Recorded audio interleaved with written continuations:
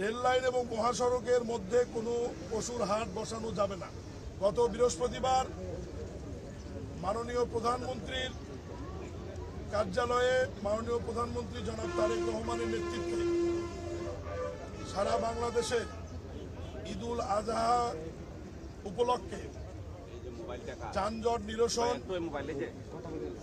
পশুর হাটগুলির ব্যবস্থাপনা, মহাসড়ক, রেলপথ এবং নৌঘাটগুলির ব্যবস্থাপনা,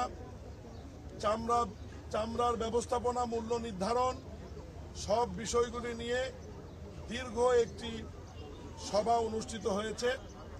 উক্ত সভায় মাননীয় প্রধানমন্ত্রী সকল ক্ষেত্রে কিছু অনুশাসন জারি করেছেন।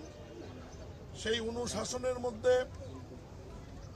নৌঘাটগুলোতে বলা আছে, ফেরিঘাটগুলোতে যে সমস্ত যাত্রীরা ওঠানামা করবে তারা গাড়ি ফেরিতে ওঠার পূর্বে এবং ফেরি থেকে নামার পরে যাত্রীরা ওঠানামা করবে।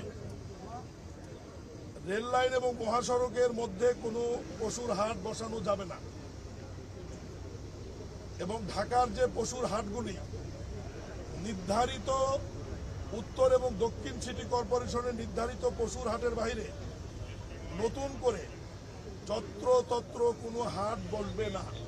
এ ব্যাপারে আইন শৃঙ্খলা বাহিনী এবং 2 সিটি কর্পোরেশন পদক্ষেপ গ্রহণ করবে এবং ওই মিটিংয়েরই অনুশাসন অনুযায়ী আজকে আমার নেতৃত্বে এই টিম আমরা গাবতলী পশুর হাট পরিদর্শনে এসেছি এবং প্রত্যেকবারই এই হাটে পশু ক্রয় বিক্রয় নিয়ে যাওয়া নিয়ে আসা নিয়ে একটি বড় ধরনের যানজট তৈরি হয় এবং এই যানজটের ফলে ঢাকা থেকে শহর বা গ্রামমুখী মানুষ যারা পরিবহনে যাতায়াত করে তাদের দীর্ঘ সময় যানজটে অপেক্ষা করতে হয়। ফলে গাড়ির শিডিউল, কোচের শিডিউল সহ সব জায়গায় একটা বিঘ্ন তৈরি হয়। আমরা ডিএমপির কিছু পরামর্শ সুপারিশ নিয়েছি, সিটি কর্পোরেশনের কিছু সুপারিশ নিয়েছি।